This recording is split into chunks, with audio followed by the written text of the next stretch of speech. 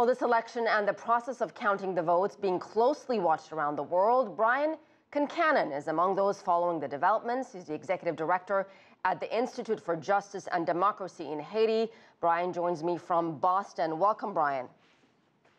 Well, thank you, Asieh. It's good to be with you. So it seems we had a large turnout, relatively few issues, peaceful for the most part. So this election was very different from past ones we've seen in Haiti. Well, I think it's very different from the most recent one, the first round election in August, where you had about an 18% turnout and you had massive disruption. But that's still a very low bar, and this one was a success relative to that.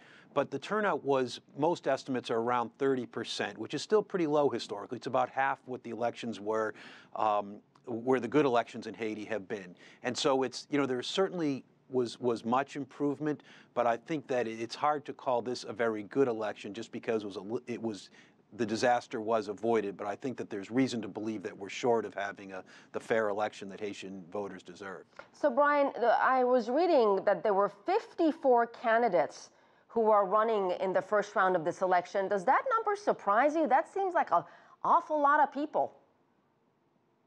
Typically, there are a lot of people in Haitian elections.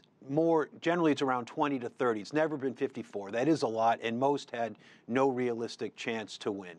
Most polls have 3 front runners.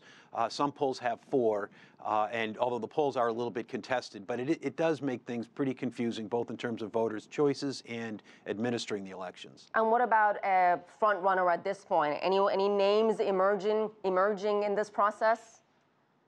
Sure. The 3 front runners in most polls are Jovenel Moïse, who's a protege of Haiti's current president, Michel Martelly, and Jude Celestin, who's a protege of Haiti's last president, René Préval.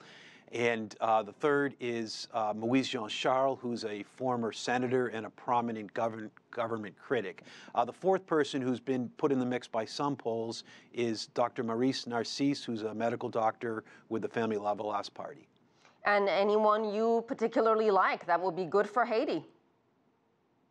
I'll let the Haitian voters decide that. I think, what's important, though, is that the Haitian voters have their opportunity to vote. And I'm a little bit troubled by the turnout. When you have 30% turnout, that means 7 out of 10 voters decided for either because they were afraid or because they didn't think their vote would matter not to turn out. And I think that does lay a groundwork for some problems. Perhaps if the runoff election in December is better, you might have a better turnout, and we can hope that happens. And Brian, Haiti obviously is very much a country in need still. Amnesty International says 5 years after that catastrophic earthquake, more than 85,000 people still live in makeshift camps.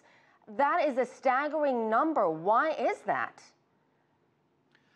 Well, it's actually worse than that because there's many people that are living in makeshift camps, but that were reclassified. So most people think it's closer to 200 to 300,000 people still don't have real permanent housing.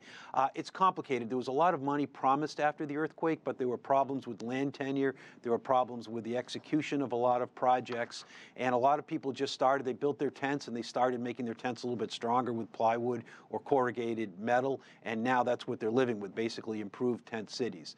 Haiti has problems with governance. It has a very low level of economic development, and all these are obviously challenges that the next government is going to have to confront. That is for sure. Brian Concannon, thank you so much for your time.